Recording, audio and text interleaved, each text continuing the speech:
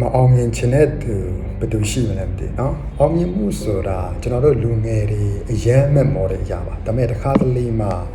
အောင်မြင်မှုဆိုတာကပဲကျွန်တော်တို့ ਨੇ ဖျားတခင်ကြမှာအသားစီးဖြစ်လာတတ်တယ်ဆိုတာရောတတိထားမိကြလားမသိကျန်းစာထဲမှာကျွန်တော်အထီးခတ်ဆုံးအချက်ကခင်းအာစာရဲ့အကြောင်းပေါ့နော်သူကငယ်ငယ်ကဖျားတခင်ကိုအယမ်းအားကိုးခဲ့တယ်အခက်ခဲတွေကျွန်မဖျားတခင်ကိုရှာခဲ့လို့လည်းအောင်မြင်ခဲ့တယ်ဒါပေမဲ့သူအသက်ကြီးလာပြီအောင်မြင်မှုတွေပတ်စံတွေအတွေ့အကြုံတွေရှိလာတဲ့အခါမှာတော့သူကဖျားတခင်ကိုမိတ်သွားပြီးသူရဲ့ဒီ strategy assistant တွေကိုပဲပို့ပြီးတော့ယုံကြည်လာတော့တယ်ကျွန်တော်တို့လူငယ်ဘဝမှာလည်းဒီလိုပဲဘာမှမရှိသေးတဲ့ချိန်အခက်ခဲဖြစ်တဲ့အချိန်မှာတော့ဘုရားကိုကယ်ပါအောင်လို့ဆုတောင်းတတ်ကြတယ်ဒါပေမဲ့အလောက်ကန်လေးအစဉ်ပြေလားပွဲလေးတွေရလားကိုယ့်ဘာကိုရပ်တည်နိုင်လာပြီး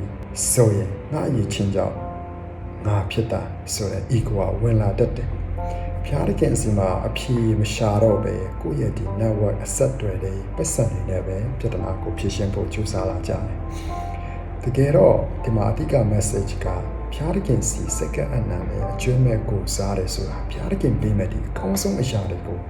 လက်မလွတ်မိအောင်ကိုယ်နှလုံးသားပြင်ဆင်တာလို့မြင်စေချင်တယ်ဖျားနောက်လိုက်ရတာတန်ဖိုးပေးရတာရှိပေမဲ့ဖျားနောက်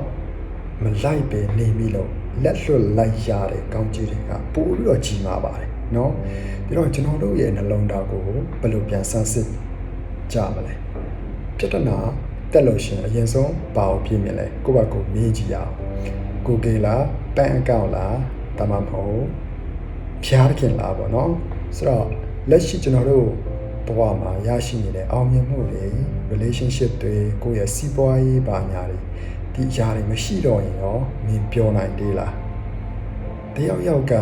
မင်းရဲ့အားနိုင်ချက်မင်းရဲ့အမားကိုထောက်ပြရင်ကောမင်းအားစာမင်းကြီးလို့ပဲတောတာထွက်တတ်သလားတမမဟုတ်ဒါဝိမင်းကြီးလို့နှိမ်ချစွာနဲ့ပြင်ဆင်တတ်သလားပေါ့နော်ဘုရားသခင်ကကျွန်တော်တို့ကိုအပြစ်ပေးဖို့ရှားနေတာမဟုတ်ဘူးကျွန်တော်တို့ကိုသူကအစွမ်းကုန်ကိုကြီးပေးဖို့သူအကျွမ်းမဲ့ကိုလုံးနဲ့သူအားကိုးတဲ့သူကိုရှာနေတာဖြစ်တယ်ဆိုတော့ဒီညမှာဒီနေ့ကစပြီးတော့ကျွန်တော်ပြောချင်တာဘုရားသခင်ကျွန်တော်ရဲ့မာနတွေကျွန်တော်ရဲ့အစီအစဉ်တွေကိုကိုရောရှင်မှာချထားပါတယ်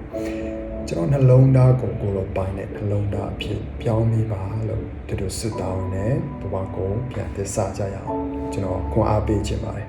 ကိုကိုဒီမိခွန်းလေးနဲ့တေချာနှလုံးသားကိုပြန်စစ်ဆေးကြည့်အောင်ပြီးတော့ comment မှာလည်းဘုရားသခင်နဲ့ဝေးသွားစေတယ်ကိုယ့်ရဲ့အသားစီးရဘာဖြစ်မလဲဆိုတာကိုရေးခဲ့လို့ရတယ်เนาะနောက်ဗီဒီယိုတက်မှာကျွန်တော်တို့